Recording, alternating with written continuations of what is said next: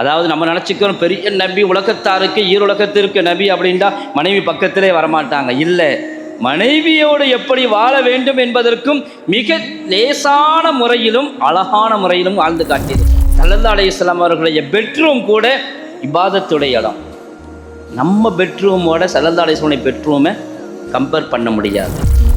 துன்யாவில் ஸல்லல்லாஹு அலைஹி வஸல்லம் வாழ்க்கையில் தொழுகைக்கு மட்டுமில்லை முன்மாதிரி, நோன்புக்கு மட்டுமில்லை, ஹஜ்ஜுக்கு மட்டுமில்லை, ஜக்காத்துக்கு மட்டுமல்ல, கணவன் மனைவியினுடைய பெட்ரூமுக்கும் ஸல்லல்லாஹு அலைஹி வஸல்லம் வாழ்க்கையில் முன்மாதிரி இருக்கு.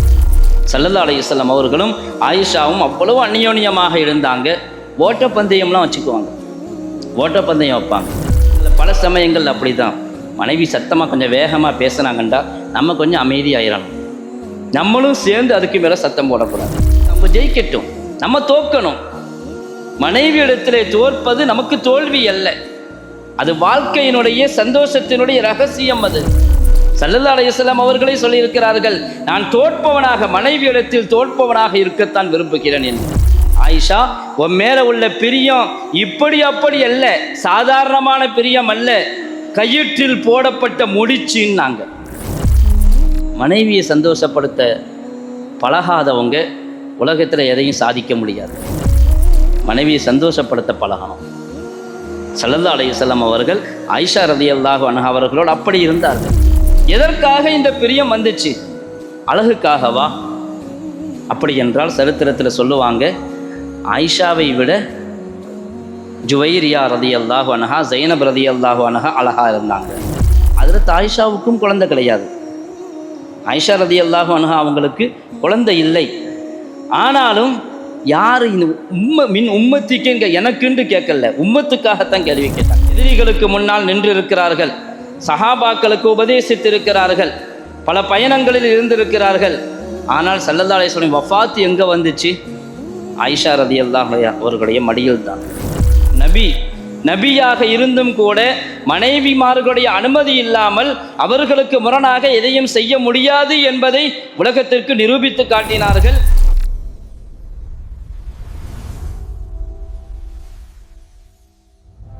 கண்ணியத்திற்குரியவர்களே, ரசூலுல்லாஹி ஸல்லல்லாஹு அலைஹி வஸல்லம் அவர்களுடைய வாழ்க்கை வரலாற்றை பற்றி பேசுவதும் கேட்பதும் உண்மையிலேயே நன்மைக்குரிய காரியம்.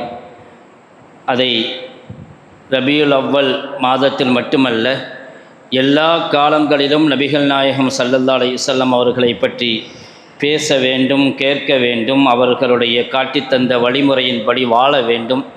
குறிப்பாக இந்த மாதத்திலே நாம் அதற்குரிய ஒரு சந்தர்ப்பமாக பயன்படுத்தி கொள்கிறோம். எப்படி ரமதானிலே தஃப்சீருக்கான சந்தர்ப்பமாக பயன்படுத்தி கொள்கிறோமோ அதுபோன்று. கண்ணியத்திற்குரியவர்களே, ஹஜ்ரத் நாயகம் ஸல்லல்லாஹு அலைஹி வஸல்லம் அவர்களுடைய திருமண வாழ்க்கை, குடும்ப வாழ்க்கை, அது அவர்களுடைய சீராவிலே வாழ்க்கையினுடைய ஒரு முக்கியமான அங்கம். உலகத்திற்கு வந்த அத்துணை நபிமார்களும் திருமணம் முடித்தார்கள் என்று அல்லாஹ் சொல்லுவான். வலகத் அர்ஸல்னா ருசுலம் மின் கப்லிக வஜஅல்னா லஹும் அஸ்வாஜவ் வ ذُرِّيَّةً. ரசூல்மார்களை அனுப்பி வைத்தோம், அவர்களுக்கு மனைவிமார்களையும் மக்களையும் நாம் கொடுத்திருந்தோம் என்று. எல்லா நபிமார்களுக்கும் பரவலாக அல்லாஹு தஆலா குடும்ப உறவை கொடுத்திருக்கிறான், குடும்ப வாழ்க்கையை கொடுத்திருக்கிறான். எதற்காகவென்றால், வரக்கூடிய நபிமார்கள் மனிதர்களாகவே வருகிறார்கள், அவர்கள் மனிதனுக்குரிய இயல்போடு தான் இந்த உலகத்திலே வாழ்கிறார்கள். எதற்காக? உலகத்திலே அவர்கள் மனிதர்களுக்குத்தான் வழிகாட்ட வந்தார்கள். குடும்பத்துடன் இருந்து கொண்டு அல்லாஹ்வுடைய பொருத்தத்தை பெற்றுக்கொள்ள முடியும். எனக்கு மனைவி மக்கள் இருக்கிறாங்க, அதனால் மார்க்கத்தின்படி என்னால் நடக்க முடியாது. எனக்கு தொழில்துறை வியாபாரம் இருக்குது, அதனால் என்னுடைய மார்க்கத்தின்படி நடக்க முடியாது. எனக்கு பல நிர்பந்தங்கள் இருக்குது, பிரச்சனைகள் இருக்குது, அதனால் நான் மார்க்கத்தின்படி நடக்க முடியாது என்று யாரும் சொல்லிவிட முடியாத அளவுக்கு ஸல்லல்லாஹு அலைஹி வஸல்லம் அவர்கள் எல்லாவற்றிலும் பங்கெடுத்தார்கள். நுபுவத்திற்கு முன்பாக வியாபாரமும் செய்திருக்கிறார்கள். நபித்துவத்திற்கு பிறகு ஸல்லல்லாஹு அலைஹி வஸல்லம் அவர்கள் கூட்டு வியாபாரத்திலும் பங்கெடுத்திருக்கிறார்கள். குடும்ப வாழ்க்கை ஒரு அலாதியான ஒரு வாழ்க்கை. ஸல்லல்லாஹு அலைஹி வஸல்லம் அவர்களுடைய இங்கு நமக்கு குறிப்பிட்டு சொல்ல வேண்டும் என்று சொன்னால் ஹஜ்ரத் ஆயிஷா ரலியல்லாஹு அன்ஹா பல மனைவிமார்களோடு ஸல்லல்லாஹு அலைஹி வஸல்லம் அவர்கள் வாழ்ந்தார்கள். 9 மனைவிமார்களோடு வாழ்ந்தும் அல்லாஹ்வுடைய பொருத்தத்தை பெற்றுக்கொள்ள முடியும். என்பதை நிரூபித்து காட்டியவர்கள் ஈருலகத் தலைவர் ஸல்லல்லாஹு அலைஹி வஸல்லம் அவர்கள். என்னுடைய மனைவியினுடைய பிரச்சனையினால, பிள்ளைகளுடைய பிரச்சனையினால, குடும்ப பிரச்சனைகள்னால எங்களால் தீன்படி நடக்க முடியாது என்று யாராவது சொல்பவர்கள் இருந்தால் அவர்களுக்கு நபியினுடைய வாழ்க்கை முன்மாதிரி. எல்லா மனைவிமார்களோடும் வாழ்ந்தார்கள், எல்லா பிரச்சனைகளையும் எதிர்கொண்டார்கள், குடும்ப ரீதியான பிரச்சனைகளையும் எதிர்கொண்டார்கள், உம்மத்தினுடைய பிரச்சனைகளையும் எதிர்கொண்டார்கள், உம்மத்திற்கு சிறந்த வழியை காட்டினார்கள். குறிப்பாக ஹஜ்ரத் ஆயிஷா ரலியல்லாஹு அன்ஹா அவர்களை பற்றி சொல்ல வேண்டும் என்று சொன்னால், உலகத்தில் உள்ள பெண்கள் சமுதாயத்திற்கு எல்லா விதங்களிலும் முன்மாதிரி இருக்கிறது. ஹஜ்ரத் ஆயிஷா ரலியல்லாஹு அன்ஹா திருமணம் முடித்து திருமண வாழ்க்கை வாழ்ந்தார்கள். நபிகளாருடைய காலத்திற்கு பிறகு ஒரு விதவையாக வாழ்ந்தார்கள். ஹஜ்ரத் ஆயிஷா ரலியல்லாஹு அன்ஹா அவர்கள் குழந்தை இல்லாமல் இருந்திருக்கிறார்கள். சமூகத்திலிருந்து எதிரிகளின் மூலமாக வரக்கூடிய பிரச்சனைகளை எதிர்கொண்டிருக்கிறார்கள். சபுரோடு அவர்களின் மீது அபாண்டமாக பழி சுமத்தப்பட்ட பொழுது ஏறத்தாழ ஓராண்டு காலம் மதீனாவில் அல்லோல கல்லோலப்பட்டது அந்த பிரச்சனையில. அதிலும் ஹஜ்ரத் ஆயிஷா ரலியல்லாஹு அன்ஹா அவர்கள் பொறுமையுடன் தங்களுடைய மனவேதனையை சகித்து கொண்டார்கள். வேதனை கடுமையான வேதனை தான். அபாண்டமாக பழி சுமத்தப்படும் பொழுது ஹஜ்ரத் ஆயிஷா ரலியல்லாஹு அன்ஹா அவர்கள் இவ்வளவு அழுதார்கள், கண்களில் கண்ணீர் வற்றி போய்விட்டு அளவுக்கு அவ்வளவு அழுதார்கள். ஆனாலும் அதையும் எதிர்கொண்டார்கள். இப்படி எல்லா பிரச்சனைகளையும் எதிர்கொண்டு வாழ்ந்தவர்கள் ஹஜ்ரத் ஆயிஷா ரலியல்லாஹு அன்ஹா அவர்கள் இந்த உம்மத்தினுடைய பெண்கள் சமுதாயத்திற்கு மிகப்பெரிய முன்மாதிரி. எப்படி இருந்தாலும் ஆயிஷா எப்படி இருந்தார்கள், அவர்கள் எப்படி சமாளித்தார்கள், எப்படி எதிர்கொண்டார்கள். ஹஜ்ரத் ஆயிஷா ரலியல்லாஹு அன்ஹா அவர்களுடைய பெயர் நமக்கு தெரியும். அவர்களுக்கு ஆயிஷா என்ற பெயர் இந்த உம்மத்திற்கு, இந்த உலகத்திற்கே தெரியும். ஆனால் இது போக ஸல்லல்லாஹு அலைஹி வஸல்லம் அவர்கள் பிரத்யேகமாக பல பெயர்களை சொல்லி அழைத்தார்கள். யா ஹுமைரா என்று அழைத்திருக்கிறார்கள். ஹுமைரா செக்கச்சி வந்தவளே என்று அழைத்திருக்கிறார்கள். யா முவஃபகா பாக்கியம் கொடுக்கப்பட்டவளே என்று அழைத்திருக்கிறார்கள். இப்படி பல பெயர்கள், பட்ட பெயர்களோடு அவர்கள் ஹபீபத்துன் நபி ஸல்லல்லாஹு அலைஹி வஸல்லம் என்கிற அடைமொழியுடன் கூட அழைக்கப்பட்டிருக்கிறார்கள். ஹபீபத்துன் நபி, ஹதீஸை அறிவிக்கக்கூடிய ஒரு அறிவிப்பாளர் இப்படியே அறிவிக்கிறார், ஹபீபத்து ஹபீபில்லா, அல்லாஹ்வுடைய ஹபீப் ஸல்லல்லாஹு அலைஹி வஸல்லம் அவர்கள் அல்லாஹ்வுடைய ஹபீபினுடைய ஹபீபா, பிரியத்திற்குரியவர் ஹஜ்ரத் ஆயிஷா ரலியல்லாஹு அன்ஹா அவர்கள் அறிவிக்கிறார்கள் என்று இந்த அடைமொழியோடு ஹபீபத்து ஹபீபில்லா என்கிற அடைமொழியோடு ரிவாயத் செய்யக்கூடிய அறிவிப்பாளர்களும் இருக்கிறார்கள். அவ்வளவு உயர்ந்த சிறப்பை பெற்றவர்கள் ஹஜ்ரத் ஆயிஷா ரலியல்லாஹு அன்ஹா அவர்கள். ஸல்லல்லாஹு அலைஹி வஸல்லம் அவர்களுடைய முஹப்பத்திற்கு பாத்திரமானவர்கள். முஹப்பத் என்பது, உல்ஃபத் என்பது, இரண்டு பேருடைய கல்பு இணைவது என்பது அது சாதாரணமான விஷயம் அல்ல, அது சாதாரணமானதல்ல. அல்லாஹு தஆலா சொல்லுவான், வஅல்லஃப பைன குலூபிஹிம், அல்லாஹ் உல்ஃபத்தை ஏற்படுத்துகிறான் கல்புக்கு மத்தியிலே. லவ் அன்ஃபக்த மா ஃபில் அர்தி ஜமீஅம் மா அல்லஃப்த பைன குலூபிக், லட்சக்கணக்கிலே பணம் செலவு செய்தாலும் இரண்டு கல்புக்கு மத்தியிலே ஒற்றுமையை, முஹப்பத்தை, கோர்வையை ஏற்படுத்த முடியாது, இணைப்பை ஏற்படுத்த முடியாது. அல்லாஹ் நாடினால் மட்டும்தான் அது நடக்கும். அப்படிப்பட்ட ஒரு முஹப்பத் ஸல்லல்லாஹு அலைஹி வஸல்லம் அவர்களுக்கு எல்லா மனைவிமார்களின் மீதும் முஹப்பத் இருந்தது. ஆனால் கல்வி ரீதியாக அதிகப்படியாக இயல்பாக முஹப்பத்துக்கு நம்மளாம் நினச்சி வர்றதில்லை. யாரையாவது பிரியப்படுறேன்னு சொன்னால் நம்ம இன்னைக்கு முடிவு பண்ணிக்கிறோம், இந்த ஊரில் இந்த ஆளை நம்ம பிரியப்படுவோம், அப்படி நினச்சி வர்றதில்லை. முஹப்பத், பிரியங்கிறது அப்படி வர்றதில்லை. நாம் அவர்களோடு நடந்து கொள்கிற விதம், அவர்கள் நம்மிடத்தில் நடந்து கொள்கிற விதம், அப்படிங்கும் பொழுது அவர் மேலே தனிப்பட்ட முறையில் பிரியம் வரும். சரி, இவ்வளவு நெருக்கமாக இருக்கிறாரு, நம்ம யாருன்னு முன்பின்னு தெரியாமல் இவ்வளவு அன்பாக பண்பாக பழகிறாரு, அப்படிங்கும் பொழுது நம்முடைய உள்ளத்தை அவரிடத்தில் கொடுத்துருவோம். இது யதார்த்தமான ஒன்று. ஸல்லல்லாஹு அலைஹி வஸல்லம் அவர்களுக்கும் ஹஜ்ரத் ஆயிஷா ரலியல்லாஹு அன்ஹா அவர்களின் மீது எல்லா மனைவிமார்கள் மட்டுமல்ல, எல்லா மக்களை விடவும் அதிகம் பிரியப்பட்டார்கள். அல்லாஹ்வுக்கு அடுத்தபடியாக ஹபீபுல்லா, அல்லாஹ்வுடைய ஹபீப், அதே சமயத்தில் அடுத்தபடியாக ஹஜ்ரத் ஆயிஷாவின் மீது அவ்வளோ பிரியம். அம்ர் இப்னு ஆஸ் ரலியல்லாஹு தஆலா அன்ஹு அவர்கள் கேள்வி கேட்கிறார்கள், யா ரசூலல்லாஹ் அய்யுன் நாஸி அஹப்பு இலைக்க, அய்யுன் நாஸி அஹப்பு இலைக்க, மக்கள்லேயே உங்களுக்கு பிரியமானவங்க யாரு? ஸல்லல்லாஹு அலைஹி வஸல்லம் சொன்னாங்க, ஆயிஷா. பதில், உலகத்தில் நிறைய பேர் இருக்கிறாங்க.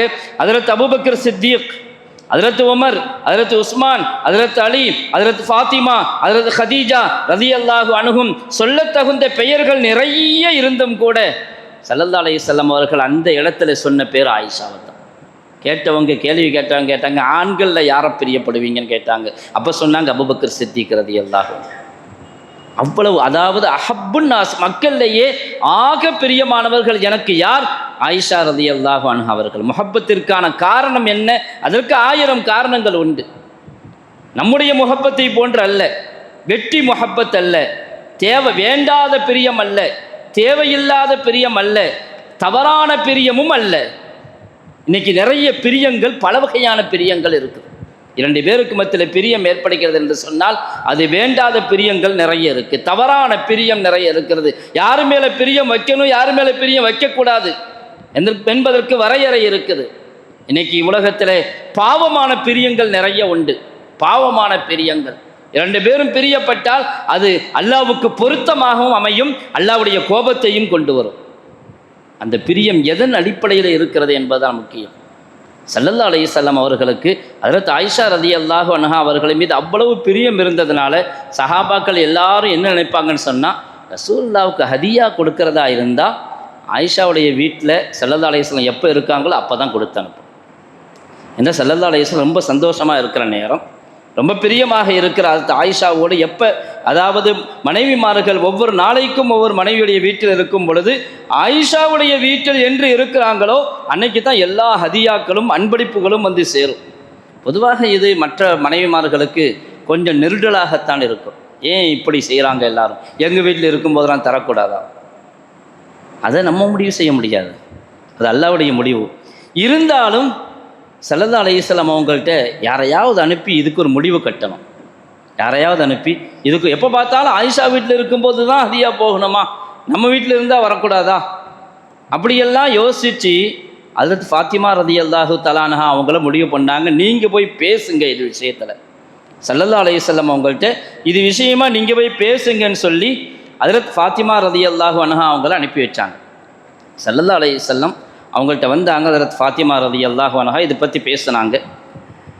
அப்போ அவங்க சொன்ன செய்தி இதுதான், யா புனையா, என்னுடைய அருமை மகளே, அலா துஹிப்பீனி மா உஹிப்பு, எனக்கு எது பிரியமோ அது உனக்கு பிரியமாக இருக்கக்கூடாதான்னு கேட்டாங்க.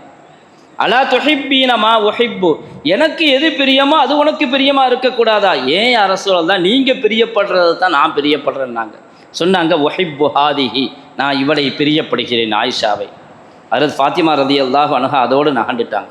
இந்த பிரச்சனையில் நான் தலையிட முடியாதுங்க. திரும்பவும் போக சொன்னாங்க, இல்லை இது கல்பில் வரக்கூடிய பிரியம், இது நம்முடைய கையில் இல்லை. அல்லாஹ்விடத்திலேயே சொல்லிட்டாங்க. ஸல்லல்லாஹு அலைஹி வஸல்லம் அவர்கள் மனைவிமார்களுக்கு என்னென்ன கடமைகள் செய்ய வேண்டுமோ அதையெல்லாம் நிரப்பமாக செய்தார்கள். பொருளாதார ரீதியாகவும் சரி, சில சமயங்களில் அல்லாஹ் இவ்வளவு வசதி வாய்ப்பை கொடுத்தான், ஒரு வருஷத்துக்கு தேவையான தானியங்களை மொத்தமாக கொடுத்தாங்க ஸல்லல்லாஹு அலைஹி வஸல்லம்.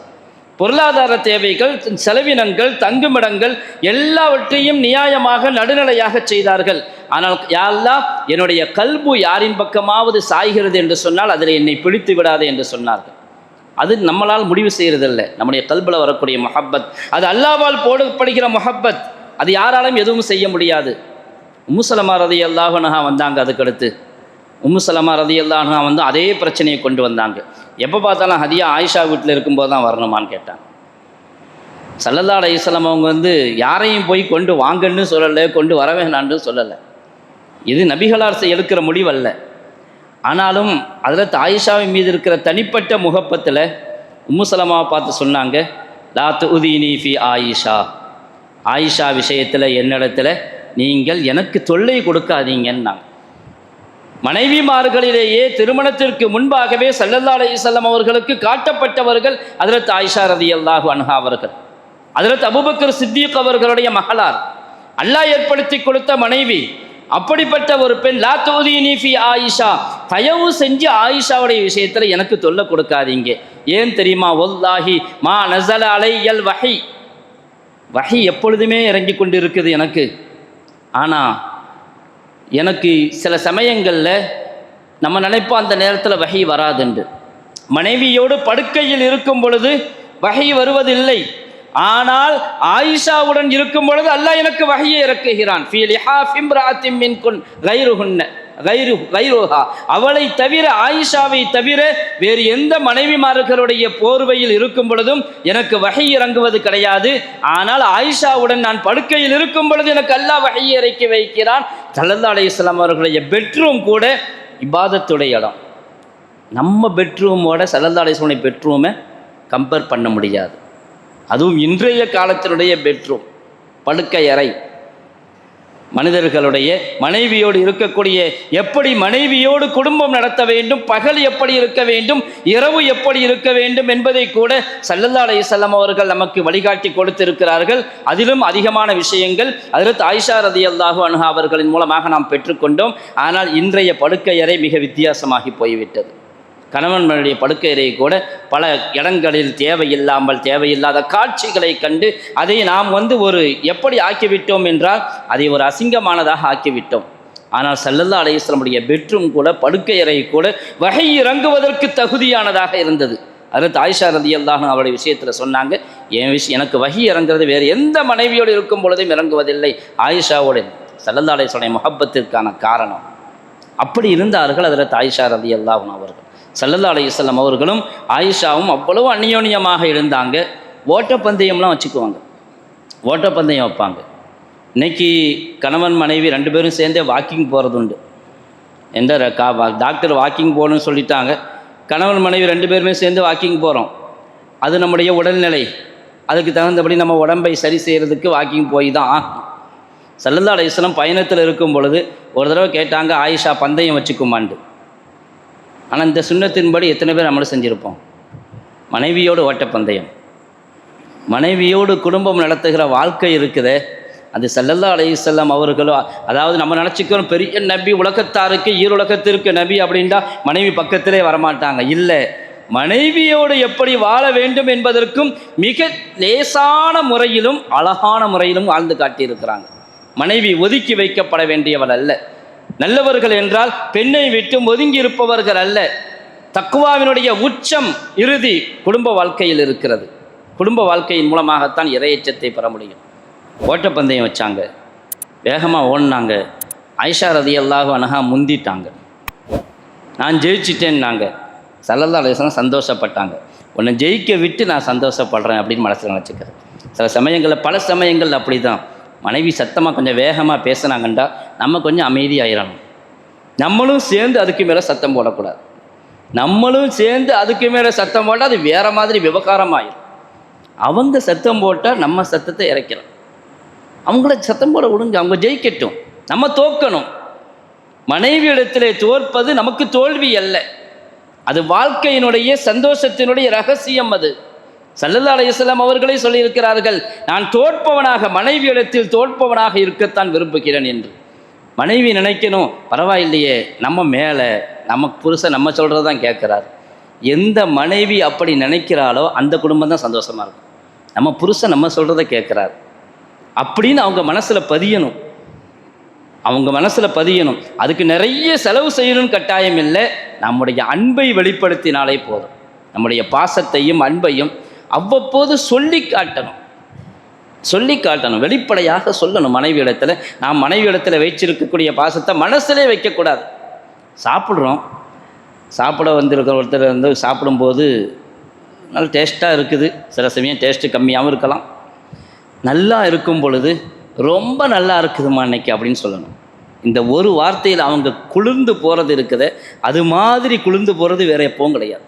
எதிர்பார்க்குறாங்க ரொம்ப சூப்பர் சாப்பாடு, என்னைக்காவது கொஞ்சம் உப்பு கம்மியாயிடுச்சுன்னு வைங்க, அதை கூட ஒரு சோறு அக்க தெரியல, உப்பு போட்டிருக்க, உப்பு இப்படி தான், இதுதான் லட்சணமா அப்படின்ட்டா அவள் கஷ்டப்பட்டு அடுப்பு முன்னாடி நின்று சிரமப்பட்டு அவ்வளோ வேலை செய்திருப்பாள். நம்ம இந்த ஒரு உப்புக்கள் விஷயத்தில் அவளை என்ன செஞ்சிருவோம், தள்ளி விட்டுரும். அப்போ அது அவளுடைய மனசில் சரியான வேதனை உண்டாக்கும். அதை கூட சொல்லலாம். எப்படி சொல்லணும், சாப்பாடு ரொம்ப சூப்பர், ஒரு உப்புக்கள் கூடி இருந்துச்சுண்டா அப்பப்பா என்ன அழகாக இருந்திருக்கும். குறைய சொல்லி காட்டுறது இருக்குது, அதுக்கும் ஒரு முறை இருக்குது.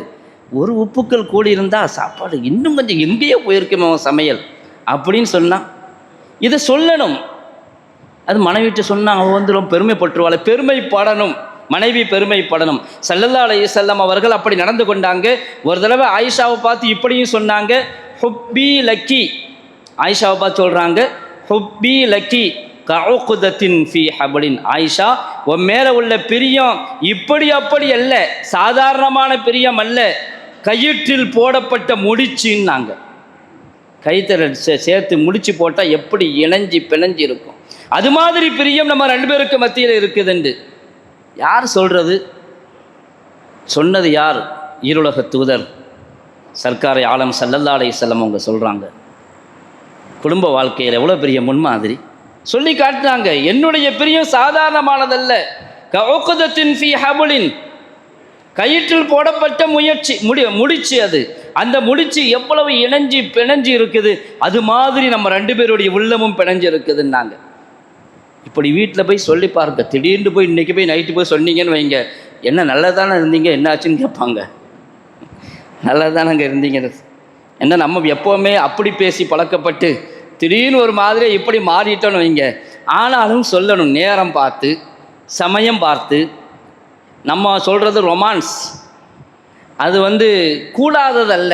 கணவன் மனைவிக்கு மத்தியில் ஊடலும் கூடலும் இருக்கணும், சந்தோஷத்தை வெளிப்படுத்திய தருணம் இருக்கணும். அதாவது ஆயிஷா ரலியல்லாஹு அன்ஹா ரொம்ப சந்தோஷம், ஃபலஹிக்கத் கேட்டு ரொம்ப சிரிச்சிட்டாங்க. சிரித்தது மட்டுமல்ல, அதுக்கு பிறகு எப்போது ஸல்லல்லாஹு அலைஹி வஸல்லம் பக்கத்தில் வந்தாங்கண்டா கேட்பாங்களாம், கைஃப ஹாலத்துல் உக்தா, முடிச்சு எப்படி இருக்குதுன்னு கேட்பாங்க. முடிச்சு எப்படி இருக்குது? கமாஹிய அப்படின்னு சொல்லிடுவாங்க. அது அப்படியே தான் இருக்குதும்பாங்க ஸல்லல்லாஹு அலைஹி வஸல்லம். ஒன்றும் முடிச்சில் ஒன்றும் கோளாறு வரலை, பிரியத்தில் எந்த கோளாறும் வரவில்லை. கமாஹிய, அது அன்னைக்கு எப்படி இருந்துச்சோ இன்றைக்கும் அப்படித்தான் இருக்குது.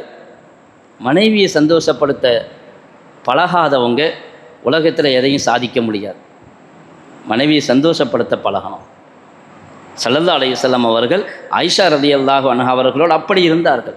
ஏதாவது பிரச்சனை வருது, கஷ்டம் வருதுண்டா அவங்க கஷ்டத்தை நம்ம கஷ்டமாக எடுக்கணும். ஸல்லல்லாஹு அலைஹி வஸல்லம் அப்படி காட்டினார்கள். ஒரு தடவை பயணத்தில் இருக்கிறாங்க. ஆயிஷா ரலியல்லாஹு அன்ஹா அவருடைய வாகனம் கொஞ்சம் பலகீனமாயிடுச்சு, ரொம்ப தூரத்தில் இருக்குது கடைசியை. ஃபி ஆஹிரில் கௌம், ஸல்லல்லாஹு அலைஹி வஸல்லம் முந்தி போயிட்டாங்க. பார்க்குறாங்க ஆயிஷாவுடைய வாகனம் வரல.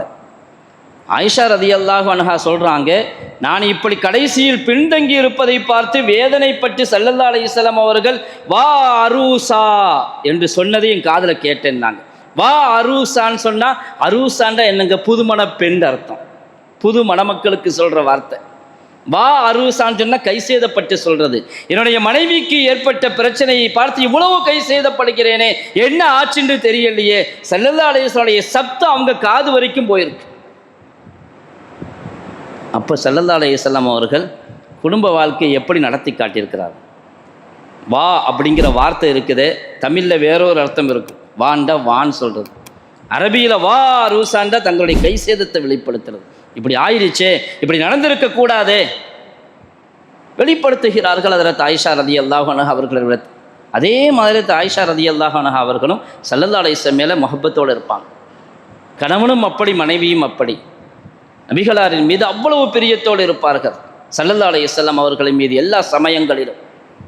ஷாபான் மாதத்தில் ஸல்லல்லாஹு அலைஹி வஸல்லம் அதிகமாக நோன்பு வைப்பாங்க.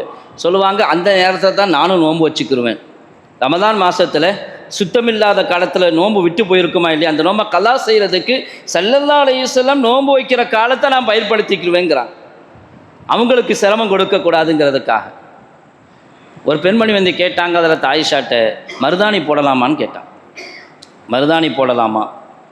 ஓ போடலாம், அதில் ஒன்றும் தப்பு இல்லை, மருதாணி போடுறதில் தப்பு கிடையாது. ஆனாலும் நான் மருதாணி போடுறதில்லைன்னாங்க. நான் மருதாணி போடுறதில்லை. காரணம் என்ன சொன்னாங்க தெரியுமா? கான ஹிப்பி யக்ரஹு, என்னுடைய பிரியத்திற்கு பாத்திரமான ஸல்லல்லாஹு அலைஹி வஸல்லம் அவர்கள் அந்த வாடையை விரும்புறதில்லை, அவங்க வெறுக்கிறாங்க. அவங்க வெறுக்கிறாங்கங்கிறதுனால நான் எனக்கு உடைய பிரியத்தை விட்டு கொடுக்குறேன், நான் மருதாணி போட மாட்டேன். இது ஒரு கணவன் மனைவியுடைய வாழ்க்கை. கணவனுக்கு பிடிக்கலன்றா மனைவி அதன் பக்கமே போகிறதில்ல. சில பேருக்கு தைலம் போட்டால் பிடிக்காது. தலைவலி தைலம் போட்டு பக்கத்தில் படுத்துட்டா நைட்டு ஃபுல்லாக தூக்கம் வராது. சில பேருக்கு தைலம் போட்டால் தான் தூக்கம் வரும். தலைவலிக்கு தைலம் போட்டே ஆகணும், தைலம் தரவுனா தான் தூக்கம் வரும். சில பேருக்கு அந்த தைல வாடையே பிடிக்காது. தைல வாடைக்கு மோந்தாலே இன்னும் கொஞ்சம் தலைவலி கூடிடும். பல பிரச்சனைகள் இருக்குது குடும்பத்தில். அவர்களுக்கு பிடிக்கும், இவங்களுக்கு பிடிக்கிறது. சில பேர் டீ குடிக்கிற விஷயத்தில் கூட சில பேர் பிளாக் டீ குடிப்பாங்க, சில பேர் கிரீன் டீ குடிப்பாங்க, சில பேர் சீனி இல்லாமல், சில பேர் கருப்பட்டி சாயா. அதில் ஏகப்பட்ட வகை வந்து போச்சு இன்னைக்கு. கணவனுக்கு என்ன பிடிக்கும்னு மனைவிக்கு தெரியணும், மனைவிக்கு என்ன பிடிக்கும்னு கணவனுக்கு தெரியணும். சில பேர் பால் தான் குடிப்பாங்க, டீ குடிக்க மாட்டாங்க. சில பேர் இப்படியும் இருக்கிறாங்க, பாலும் குடிக்க மாட்டாங்க. அப்படிப்பட்ட ஆட்கள்லாம் இருக்கிறாங்க. ஒவ்வொருத்தங்களுக்கும் ஒவ்வொரு டேஸ்ட்டு. சில பேருக்கு அத்தர் போட்டால் பிடிக்கும், சில பேருக்கு அத்தர் வாடை கூட பிடிக்காது. இந்த அத்தர் வாடை சரியில்லை, அப்படியே தூக்குது. அப்போ வாடை பிரியப்படுறது கூட மனிதர்களுக்கு மனிதர்கள் வேறுபடுகிறது என்று சொன்னால், ஹஜ்ரத் ஆயிஷா ரலியல்லாஹு அன்ஹா அவர்கள் அதையும் சமாளித்தார்கள். என்னுடைய கான ஹிப்பி யக்ரா, அங்கே சொல்லல கான நபி ஸல்லல்லாஹு அலைஹி வஸல்லம். பல இடங்களில் ஹஜ்ரத் ஆயிஷாவுடைய பேச்சை கணவராக மட்டும்தான் பேசியிருக்கிறார்கள் ஹஜ்ரத் ஆயிஷா ரலியல்லாஹு. நபி நபி என்று சொல்லல, என்னுடைய பிரியத்திற்குரியவர், ஹிப்பி, என்னுடைய முஹப்பத்திற்குரியவர், என்னை அவர்கள் பிரியப்படுகிறார்கள், நான் அவர்களை பிரியப்படுகிறேன். இதை வெறுக்கிறாங்க, இந்த வாடையை பிடிக்காதுன்னு. அப்படி நபியினுடைய முஹப்பத்தையும் நபியினுடைய விருப்பு வெறுப்பையும் அவர்கள் புரிந்து நடந்து கொண்டார்கள். இப்படி ஒரு வாழ்க்கை எங்கே கிடைக்கும்? துன்யாவில் ஸல்லல்லாஹு அலைஹி வஸல்லம் வாழ்க்கையில் தொழுகைக்கு மட்டுமில்லை முன்மாதிரி, நோன்புக்கு மட்டுமில்லை, ஹஜ்ஜுக்கு மட்டுமில்லை, ஜக்காத்துக்கு மட்டுமல்ல, கணவன் மனைவியினுடைய பெட்ரூமுக்கும் ஸல்லல்லாஹு அலைஹி வஸல்லம் வாழ்க்கையில் முன்மாதிரி இருக்குது. ஹஜ்ரத் ஆயிஷா அதைத்தான் சொல்லித் தருகிறார். ஒரு தடவை என்ன ஆச்சு, கொஞ்சம் பிரச்சனை ஆயிடுச்சு. மனைவிமார்கள் எல்லாரும் ஒன்று சேர்ந்துக்கிட்டாங்க. அதாவது செலவு பிரச்சனை.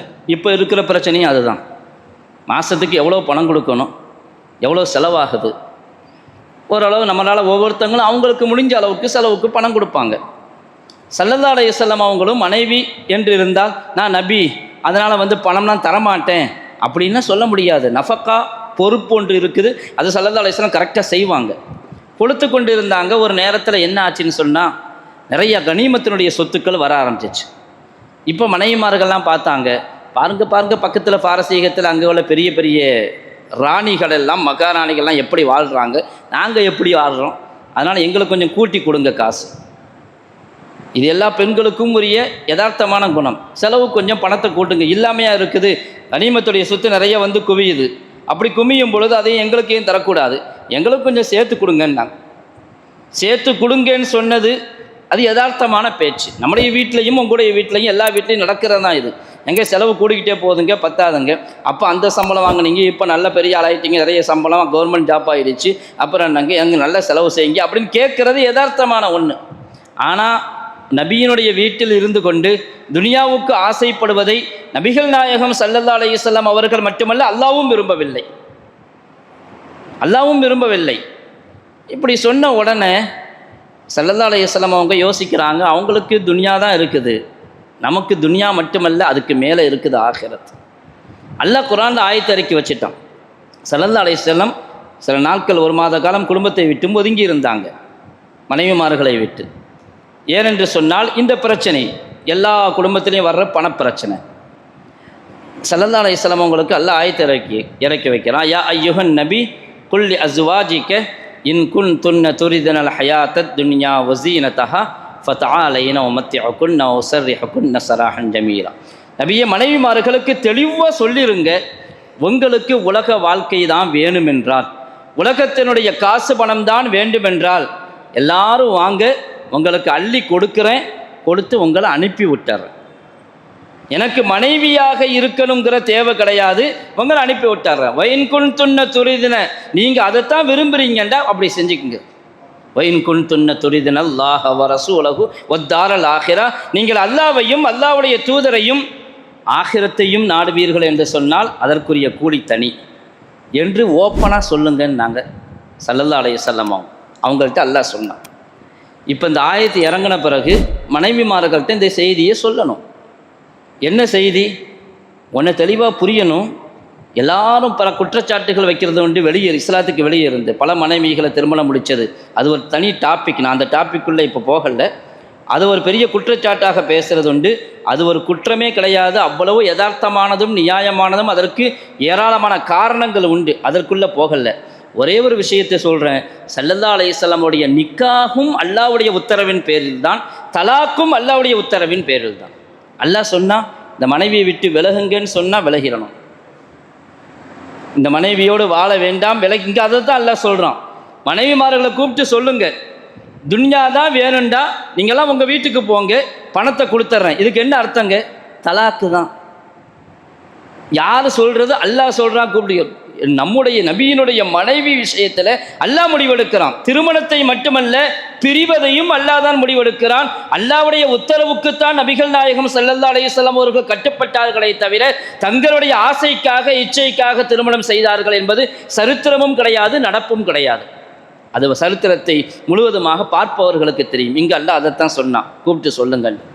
ஸல்லல்லாஹு அலைஹி வஸல்லம் அவர்கள் முதல்ல யார்கிட்ட சொன்னாங்க தெரியுமா? ஹஜ்ரத் ஆயிஷாவை கூப்பிட்டு தான் சொன்னாங்க. ஹஜ்ரத் ஆயிஷா ரலியல்லாஹு அன்ஹா அவங்கள கூப்பிட்டு, அல்லாஹ் இப்படி ஆயத்தை இறக்கியிருக்கிறான், நீங்கள் என்ன செய்கிறீங்கன்னு முடிவு பண்ணுங்க. சொல்லும்போது என்ன சொன்னாங்க தெரியுமா? தயவு செஞ்சு நீங்கள் தனிச்சையாக முடிவு எடுக்காதீங்க. இதில் ஒரு முடிவு எடுப்பதற்கு முன்பாக ஹத்தா தஸ்தஷீரி அபவைக்கு, அவங்க வாப்பா அம்மாட்ட அத்தா அம்மாட்ட அனுமதி கேட்டுக்குங்க, மஷூரா செஞ்சுக்கோங்க. ஸல்லல்லாஹு அலைஹி வஸல்லம் அவங்களுடைய மனசில் ஆயிஷாவின் மீது தனிப்பட்ட முறையில் முஹப்பத் இருக்குதுங்கிறத இங்கே வெளிப்படுத்துகிறாங்க. நீங்கள் சின்ன பிள்ளைத்தனமாக எதுவும் முடிவெடுத்துட வேண்டாம், நீங்கள் அவங்க அத்தா அம்மாட்ட கேட்டு முடிவெடுங்க அப்படின்னு சொல்லிட்டு தான் இந்த ஆயத்தை ஓதி காட்டுறாங்க. இது தனிப்பட்ட முறையில். ஆனால் சொல்லாமல் இருக்க முடியாது, எனக்கு ஆயிஷா மேலே முஹப்பத் இருக்குது, அதனால் அவங்கள்ட்ட இதை சொல்ல மாட்டேன், மற்ற மனைவிட்டு தான் சொல்லுவேன் அப்படின்னு சொல்லலை. அல்லாஹ்வுடைய உத்தரவு சொல்லுங்க. உங்களுக்கு பிரியம் இருக்குது ஆயிஷாவின் மீது, சந்தேகம் இல்லை. ஆனால் அல்லாஹ் சொல்லுகிறான் இப்படித்தான் இருக்க வேண்டும், இல்லாவிட்டால் இருக்க முடியாது. ஸல்லல்லாஹு அலைஹி வஸல்லம் கூப்பிட்டு சொன்னாங்க. சொல்லும்போது எதையும் சேர்த்து சொன்னாங்க, உங்கள் அத்தா அம்மாட்டையும் கேட்டுக்கங்கன்ட்டார். ஆயிஷா ரலியல்லாஹு அன்ஹா அத்தா அம்மாட்ட கேட்க போகிறேன்டா சொன்னாங்க. நபிகளாருடைய பிரியம் ஆயிஷாவின் மீது இருந்தால் எந்த மனைவிமார்கள் தான் தேர்ந்தெடுப்பார்கள் துன்யாவை? நபியினுடைய மனைவிமார்கள் அப்படிப்பட்டவர்கள் அல்ல, அவர்கள் ஆখিরাத்தை தேர்ந்தெடுக்கக்கூடியவர்கள். உடனே சொன்னாங்க, இதில் போயா நான் என் அம்மாட்ட மசூரா பண்ணணும்? இல்லை யா ரசூலல்லாஹ், அக்தாருல்லாஹ வ ரசூலஹு வத்தாரல் ஆখিরাத்தா, நான் அல்லாஹ்வையும் அல்லாஹ்வுடைய தூதரையும் ஆখিরাத்தையும் தான் தேர்ந்தெடுக்கிறேன். அதோட ஒரு வார்த்தையும் சேர்த்து சொன்னாங்க, லா துஹ்பிர் அஹதம் மின் நிசாயிக், நான் இப்படி சொன்னதை வேறு எந்த மனைவிமார்ட்டையும் சொல்லிடாதீங்க. இவங்களுக்கு என்ன மனசு ரெண்டா, யாராவது கலந்து போனால் நல்லது தானே, சக்களத்தி எண்ணிக்கை குறையுமா இல்லையா? சக்களத்தி பிரச்சனையும் அங்கே இருக்குது. அதனால் என்ன சொன்னாங்க, நான் உங்களைத்தான் தேர்ந்தெடுக்கிறேன், எங்கள் அத்தா அம்மாட்ட மசூராலாம் பண்ண மாட்டேன், ஆனால் இதை போய் உங்கள் மனைவிட்ட நான் இப்படி சொன்னேன்ட்டு சொல்லாதீங்க. எல்லாரும் அது மாதிரி சொல்லிடுவாங்க. ஆனால் யாரும் நபியை விட தயாரில்லை என்பது வேறு விஷயம், நடப்பது தான். ஆனாலும் ஆயிஷாவுக்கு ஒரு ஆசை, மற்ற சக்கலத்திகளை விட நமக்கு உரிமையை கொண்டாடுவதற்கு நபிகளார் அதிகமாக கிடைக்கணும். அந்த அடிப்படையில் அப்படி சொன்னாங்க. அப்படி பிரியம் அவர்களுடைய 2 பேர்களுக்கு மத்தியிலான வாழ்க்கை. ஏன் இந்த பிரியம்?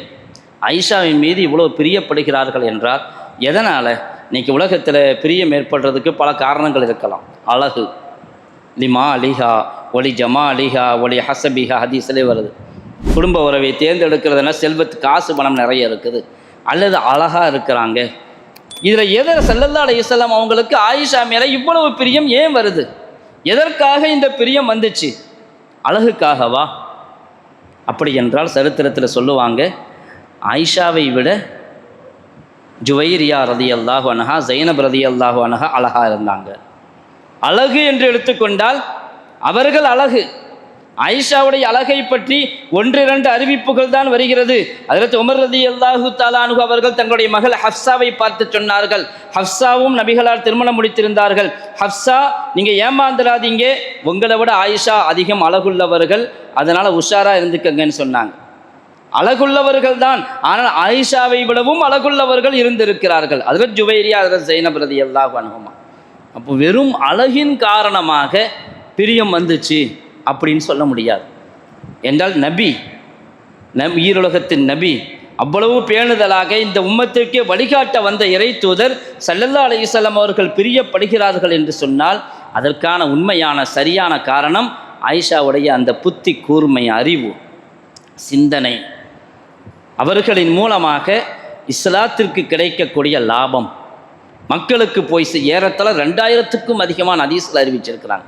2210 ஹதீஸுகள். பெண்களிலேயே அதிகமான ஹதீஸ் அறிவித்தவர்கள் ஹஜ்ரத் ஆயிஷா ரலியல்லாஹு அன்ஹா அவர்கள் தான். 2210 ஹதீஸ்கள் அறிவிச்சிருக்கிறாங்க. அவ்வளவு விஷயத்தில் உள்வாங்கி இருக்கிறாங்க நபியினர்.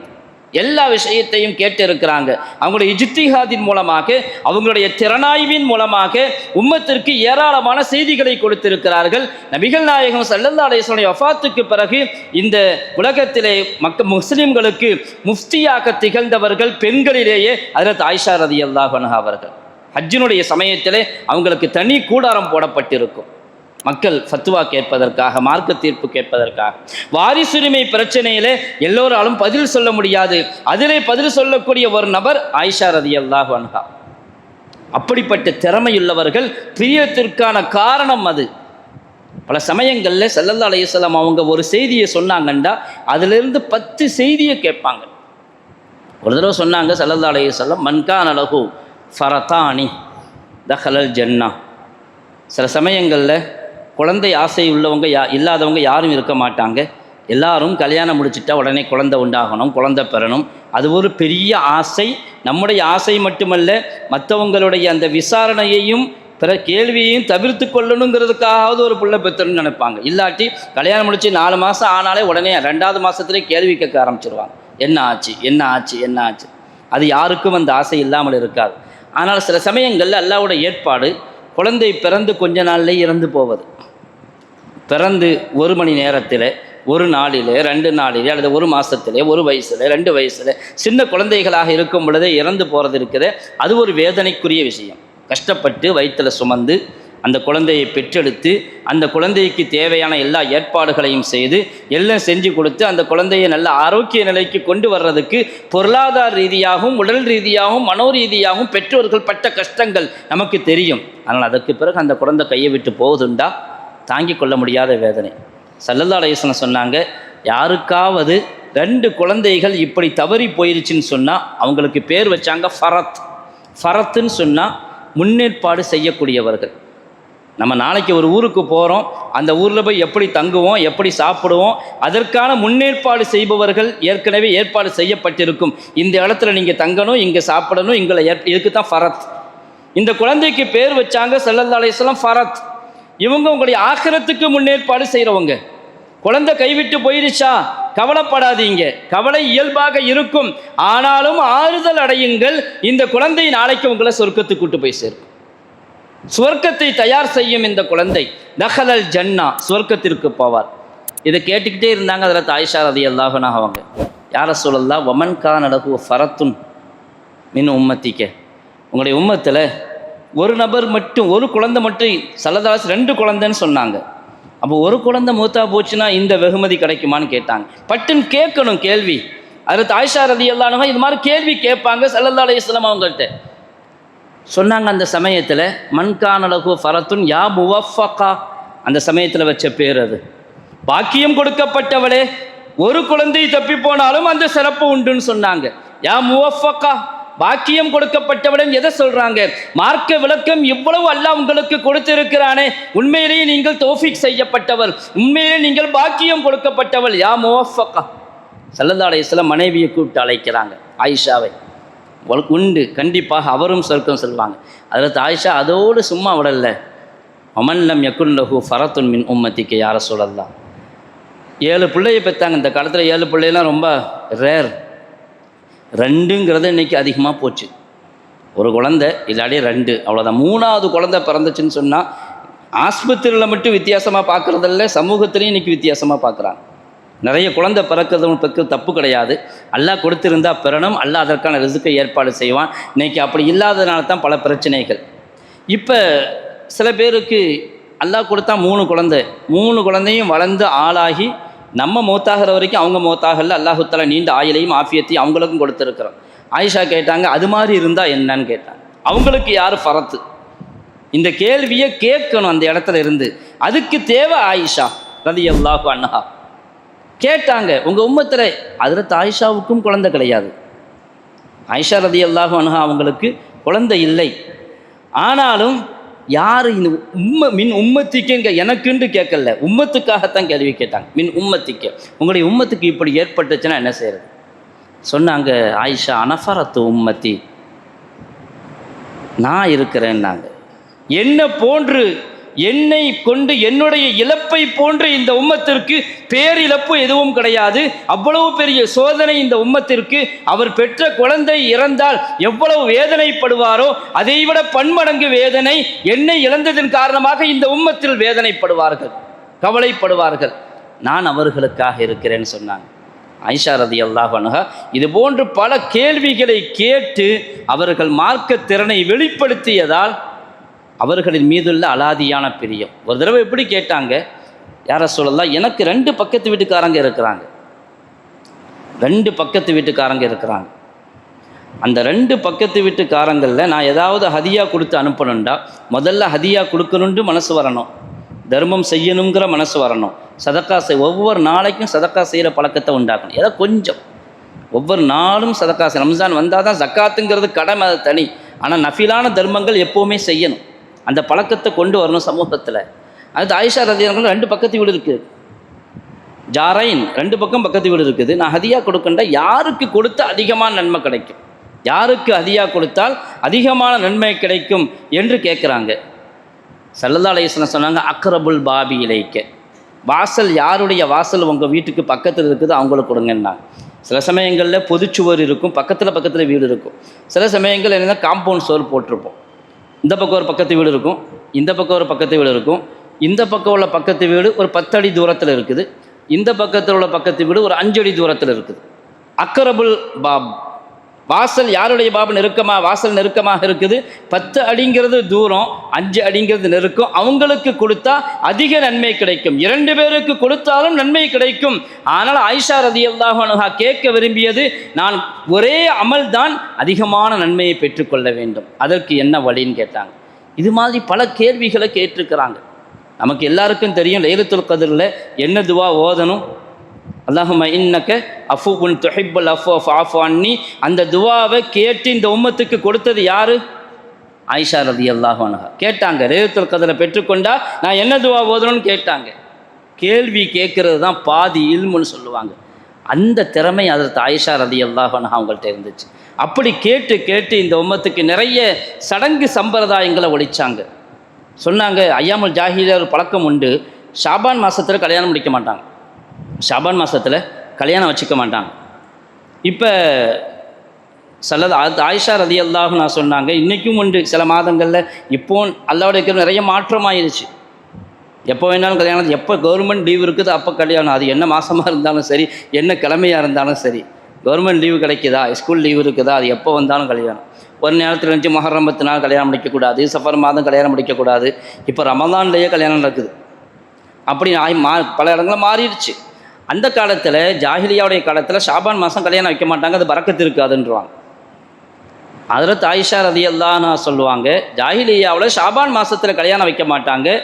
ஆனால் ஸல்லல்லாஹு அலைஹி வஸல்லம் என்னை திருமணம் முடித்ததும் ஷாபானில் தான், திருமணம் முடித்த பிறகு ரபியினுடைய வீட்டிற்கு மருமகளாக வீடு புகுந்ததும் ஷாபானுடைய மாதத்தில் தான். என்னை விட அல்லாஹுடைய பங்கை பெறுவதில் குறைந்தவர் யார் இருக்கிறார், அதிகமானவர் யார் இருக்கிறார்? எனக்கு எவ்வளோ பெரிய பங்கு கிடையாது நபியுடைய வாழ்க்கையில். ஸல்லல்லாஹு அலைஹி வஸல்லம் முகப்பத்திற்கு பாத்திரமாக இருக்கிறேன். இப்படி பல சமயங்களில் தேவையில்லாத சம்பிரதாயங்களை ஒழிப்பதில் கூட ஹஜ்ரத் ஆயிஷா ரலியல்லாஹு அன்ஹா அவர்கள் பெரும் பங்கு எடுத்திருக்கிறார்கள், அதற்காக முயற்சித்திருக்கிறார்கள். அப்படிப்பட்ட பல காரணங்களின் காரணமாக ஸல்லல்லாஹு அலைஹி வஸல்லம் அவர்களுக்கு ஆயிஷாவின் மீதுள்ள முஹப்பத் எந்த அளவுக்கு இருந்துச்சு, இறுதி நேரம் வரையிலும் இருந்துச்சு. ஸல்லல்லாஹு அலைஹி வஸல்லமுடைய வஃபாத் வரையிலும் ஆயிஷாவோட நெருக்கம் இருக்குது, அது தொடர்ந்து இருந்து கொண்டே இருந்துச்சு. இது போன்றதொரு வாழ்க்கையை பார்க்க முடியாது.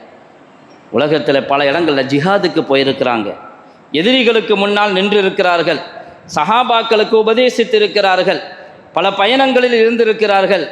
ஆனால் ஸல்லல்லாஹு அலைஹி வஸல்லம் வஃபாத் எங்கே வந்துச்சு? ஆயிஷா ரலியல்லாஹு அன்ஹா அவர்களுடைய மடியில் தான். கடைசி நேரம் எங்கே முடிந்தது?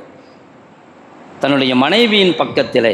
அதுவும் ஆயிஷா ரலியல்லாஹு அன்ஹா அவர்கள் ஒரு தடவை அவங்களுக்கு தலைவலி வந்துடுச்சு. ஆயிஷாவுக்கு சொன்னாங்க, வா ரஸான்னா, தலைவலிக்குதே, நீ வா ரஸா, தலைவலிக்குதேன்னாங்க.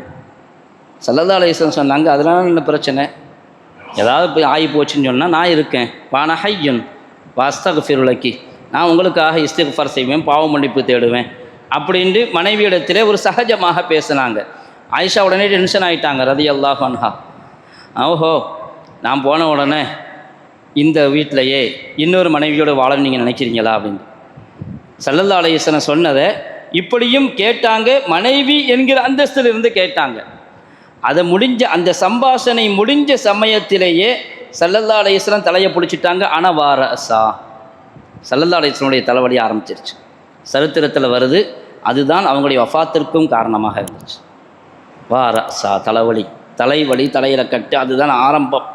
பல நாட்கள் கஷ்டத்திலே, வேதனையிலே, வியாதியிலே இருந்தார்கள்.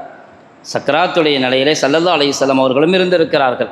கடைசி நேரத்தில் மனைவியினுடைய ஹக்கு எந்த விதத்திலும் அவருடைய உரிமை பறிக்கப்படக்கூடாது என்பதற்காக எல்லா மனைவிமார்களுக்கும் செய்ய வேண்டிய கடமைகளை செய்வார்கள். அதில் எந்த மாற்றமும் குறைவும் செய்யவில்லை. ஆனாலும் கடைசி நாட்களிலே ஆயிஷாவோடு இருக்கணும்னு பிரியப்பட்டாங்க ஸல்லல்லாஹு அலைஹி வஸல்லம். கடைசி நாட்களிலே ஆயிஷாவோடு இருக்கணும் அப்படின்னு பிரியப்படுறாங்க. அதனால் கேட்பாங்க, நாளைக்கு யார் வீட்டில் நான் இருப்பேன்னு கேட்பாங்க. ஆயிஷாவுடைய வீட்டில் நான் இருக்க மாட்டேனா, ஆயிஷாவுடைய வீட்டில் இருக்க மாட்டேனா அப்படிங்கிற ஏக்கம், மனதில் பிரியம் கடைசி நேரத்திலும் இருந்தது. ஸல்லல்லாஹு அலைஹி வஸல்லம் அவங்களுடைய நிலையை பார்த்துட்டு மற்ற மனைவிமார்கள்ட்ட அனுமதி கேட்டாங்க. எனக்கு சிரமமாக இருக்குது, நான் ஆயிஷாவுடைய வீட்டிலே இருந்துக்கலாமான்னு அனுமதி கேட்டாங்க. ஒரு நபியாக இருந்தும் கூட மனைவிமார்களுடைய அனுமதி இல்லாமல் அவர்களுக்கு முரணாக எதையும் செய்ய முடியாது என்பதை உலகத்திற்கு நிரூபித்து காட்டினார்கள். அவர்களுடைய அனுமதியின் பேரில் நடந்தால்தான் எனக்கு நியாயம், என்னுடைய ஆகிரத்துக்கு அது சிறந்தது. ஸல்லல்லாஹு அலைஹி வஸல்லம் அவர்களுடைய முன்பின் பாவங்கள் மன்னிக்கப்பட்டது என்று சொன்னாலும் கூட உம்மத்திற்கு வழிகாட்டியாக வாழ்ந்தார்கள். சின்ன சின்ன விஷயத்திலும் அனுமதி கேட்டாங்க. மனைவிமார்கள் அனுமதி கொடுத்துட்டாங்க. ஹஜ்ரத் ஆயிஷா ரலியல்லாஹு அன்ஹா அவங்களுடைய வீட்டில் தான் ஸல்லல்லாஹு அலைஹி வஸல்லம் கடைசி வரைக்கும் இருந்தாங்க. அந்த சமயத்தில் அவர்களுடைய கடைசி நேரம் சில ரிவாயத்தில் எப்படி வருது, இரவு நேரம் ஆயிடுச்சு, வீட்டில் விளக்கு எரிக்க எண்ணெய் இல்லை. பக்கத்து வீட்டுக்கு விளக்கு கொடுத்து அனுப்புகிறாங்க.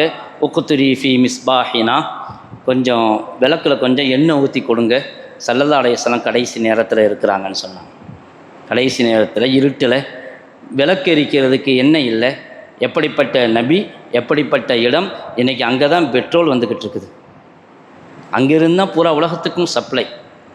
ஆனாலும் ஸல்லல்லாஹு அலைஹி வஸல்லம் கடைசி நேரத்தில் எண்ணெய்க்கு பக்கத்து வீட்டுக்கு அனுப்புனாங்க. உக்குத்துரி ஃபி மிஸ்பாஹினா. அப்படி ஸல்லல்லாஹு அலைஹி வஸல்லம் வீட்டில் இருக்கும் பொழுது அவர்களுடைய சக்கராத்துடைய நிலை கொஞ்சம் அதிகமாகுவதை உணர்ந்தார்கள். தங்கள் மேலே கிடத்தி கொண்டார்கள்.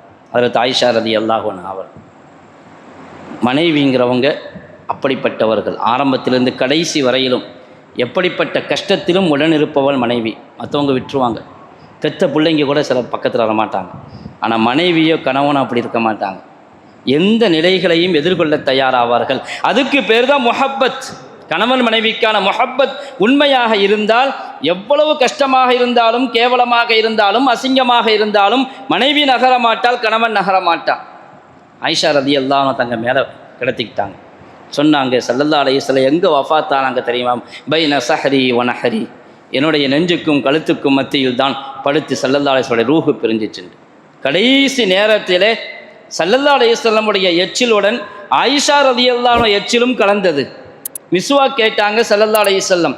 அந்த மிஸ்வாக்கை வாங்கி கொஞ்சம் வாயில் வச்சு மென்மையாக்கி ஆயிஷா ரலியல்லாஹு அன்ஹா ஸல்லல்லாஹு அலைஹி வஸல்லம் அவங்கள்ட்ட கொடுத்தாங்க. அவங்க மிஸ்வாக்கு போட்டாங்க. அதுதான் அவங்க கடைசியாக போட்ட மிஸ்வாக். அதையும் பெருமையாக சொல்லுவார்கள். கடைசி நேரத்திலே அல்லாவை சந்திக்கும் பொழுது என்னுடைய எச்சிலையும் ஸல்லல்லாஹு அலைஹி வஸல்லம் எச்சிலையும் ஒன்று சேர்த்தான். ஜமஅ பைன ரீகி வ ரீகிஹி ஸல்லல்லாஹு அலைஹி வஸல்லம். அப்படிப்பட்ட ஒரு இணைப்பை அல்லாஹு தஆலா கொடுத்திருந்தான். ஆயிஷா ரலியல்லாஹு அன்ஹா அவர்களுக்கும் ஸல்லல்லாஹு அலைஹி வஸல்லம் அவர்களுக்கும் இதிலிருந்து நாம் பெரிய படிப்பினை பெற வேண்டும். நமக்கும் அல்லாஹு தஆலா குடும்பத்தை கொடுத்திருக்கிறான், மனைவி மக்களுடைய வாழ்க்கையை நமக்கும் அல்லாஹ் கொடுத்திருக்கிறான். அதையும் அதனுடைய குடும்ப வாழ்க்கையினுடைய முன்மாதிரியை ஸல்லல்லாஹு அலைஹி வஸல்லம் அவர்களுடைய இந்த வாழ்க்கையின் மூலமாக எடுத்துக்கொள்ள முடியும். ஹஜ்ரத் ஆயிஷா ரலியல்லாஹு அன்ஹா அவர்கள் பல பிரச்சனைகளை எதிர்கொண்டாலும் கூட கடைசியிலே அவர்கள் வஃபாத்தாகும் பொழுது ஹஜ்ரத் அபூ ஹுரைரா ரலியல்லாஹு தஆலா அன்ஹு அவர்கள் தொழ வைக்கிறார்கள். சொன்னாங்க, ஆயிஷாவுடைய வாழ்க்கை திறந்த புத்தகமாக இருந்துச்சுன்னு சொன்னாங்க. திறந்த புத்தகம், யாரும் எல்லளவும் சந்தேகப்பட முடியாத அளவுக்கு மொழிவு மறைவில்லாத வாழ்க்கை வாழ்ந்தவர்கள். ஹஜ்ரத் ஆயிஷா ரலியல்லாஹு அன்ஹா அவர்கள் அப்படிப்பட்ட ஒரு உன்னதமான ஒரு வாழ்க்கையை அல்லாஹ் நமக்கும் நம்முடைய மனைவிமார்களுக்கும் நம்முடைய குடும்பத்தினருக்கும் அல்லாஹ் கொடுத்தருள்வானாக. அதன் மூலமாக படிப்பினை பெறக்கூடிய நல்ல சமுதாயமாக அல்ல நம்மை ஆக்கியருள்வானாக. நிகழ்ச்சியை ஏற்பாடு செய்தவர்களுக்கு அல்லாஹு தஆலா எல்லா விதமான பரக்கத்துகளையும் எல்லா விதமான உதவிகளையும் அவர்களுடைய துன்யா ஆகிராவிலும் அல்லாஹு தஆலா எல்லா விதமான முன்னேற்றத்தையும் ஏற்படுத்தி கொடுத்தருள்வானாக. வாஹிரு தாவானா அல்ஹம்துலில்லாஹி ரப்பில் ஆலமீன். அஸ்ஸலாமு அலைக்கும் வரஹ்மத்துல்லாஹி வபரகாத்துஹு.